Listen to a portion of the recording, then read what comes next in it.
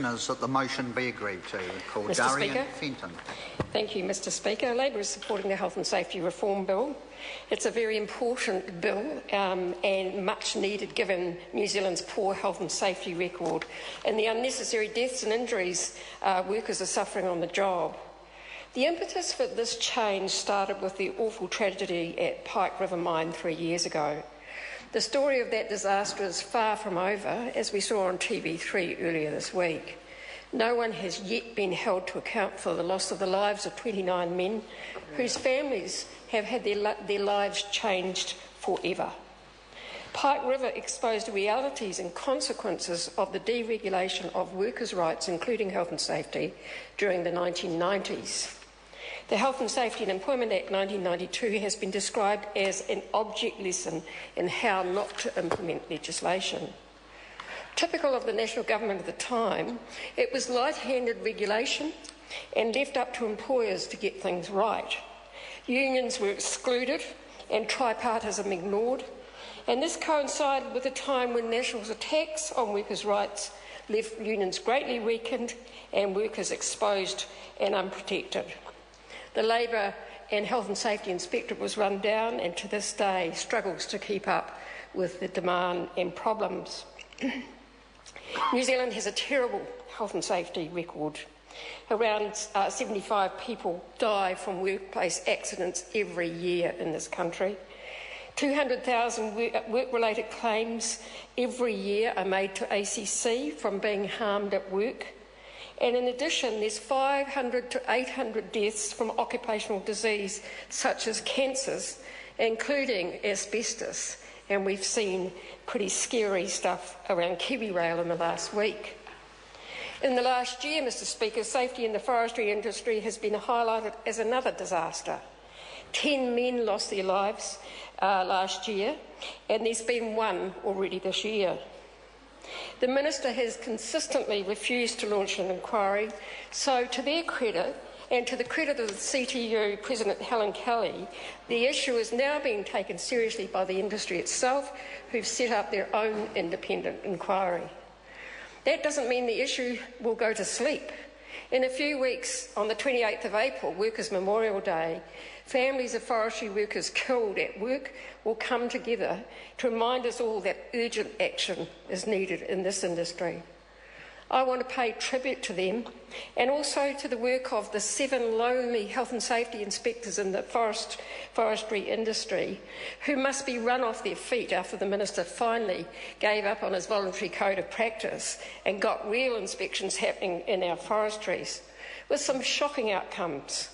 Nearly half of the 162 forest operations visited weren't operating in compliance with the industry code, and inspectors had to take 203 enforcement actions to force these operations to comply.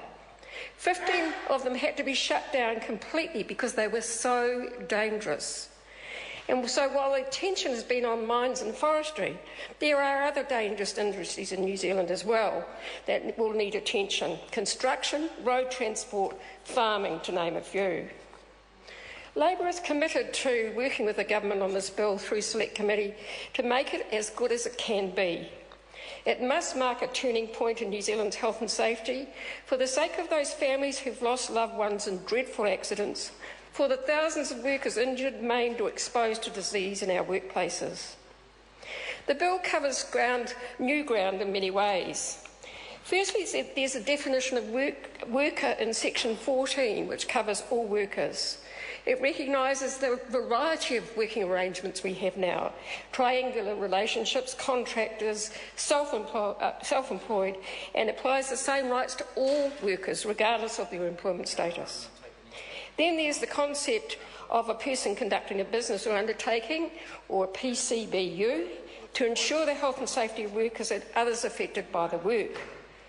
There is shared responsibility for multiple persons in control of businesses or undertakings and through supply chains, and they are designed to incentivise coordinated action rather than passing the buck. In my opinion, there needs to be a lot more work done on supply chains and their impact not only on health and safety but on workers' rights and wages generally. And I'm thinking of road transport as a good example, and we will have the chance to talk about this in the Select Committee. However, we can see some fishhooks in the details that we will want to discuss. For example, the introduction of work groups under Section 66 for PCBUs could lead to workers who want to elect a health and safety representatives for the first time finding themselves in a cumbersome negotiation with the PCBU to work out how to divide the workplace into work groups. This could easily take months and sap the will of the workers to create a safe system. Under the current New Zealand system, where senior or expert health and safety representatives can collaborate with more junior ones, the proposed system would only allow health and safety representatives to act on behalf of their own work groups unless in exceptional circumstances. These changes are worse than our current system and will not lead to better health and safety. Another disappointment is that despite all the recommendations of the Royal Commission and the Independent Task Force on Health and Safety and the requirements of ILO Convention 155, there is very little tripartism built into the system under this bill or WorkSafe itself. Labor has called on the Minister time and again to recognise the importance of the role of unions, of business and government coming together to improve health and safety in this country, but it seems to be being ignored. And then there's the training of health and safety representatives. The bill recognises and implements a worker participation system, but is silent on their rights to training. Under the current Health and Safety and Employment Act, health and safety representatives have a right to 2 days training a year. The bill removes the right to any specific amount of training in Clause 80 and leaves this question to the regulations. We don't think that's good enough, particularly when health and safety training has been ditched by the Minister for ACC, Judith Collins, who said, in a very insulting way, I thought, that training workers in health and safety was a waste of time, a waste of money and a rort.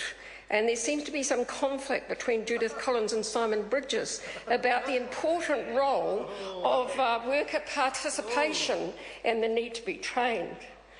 So I want to know how the obligations for worker participation can be met under this bill. Yes, it sets up a new system, but without training, without that obligation to allow training and to pay for it, there is a problem.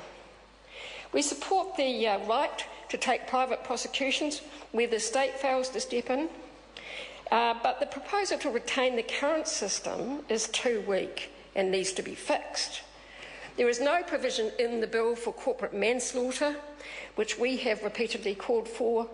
Therefore, this remains a gap in the law. The most egregious cases of workplace death caused by gross negligence will still be met with a fine, and where the failure is a systemic one, directors and senior management will not be held to account. Employees have weaker remedies under this bill than other workers for the same adverse conduct because they are forced to use the personal grievance framework under the Employment Relations Act 2000 and therefore, for example, being subject to a reduction in penalties for contributory behaviour and limitations on penalties. So those are some of the concerns we have, but then of course there's all the other things that the government has done that has undermined health and safety, effective health and safety, such as the proposed removal of rest and meal breaks, the 90-day trial period that allows employers to dismiss workers for raising health and safety concerns, weakening of union access rights so workers are left unprotected, and of course the crazy Employment Relations Amendment Bill that the Minister seems to have given up on. Yeah. So this... You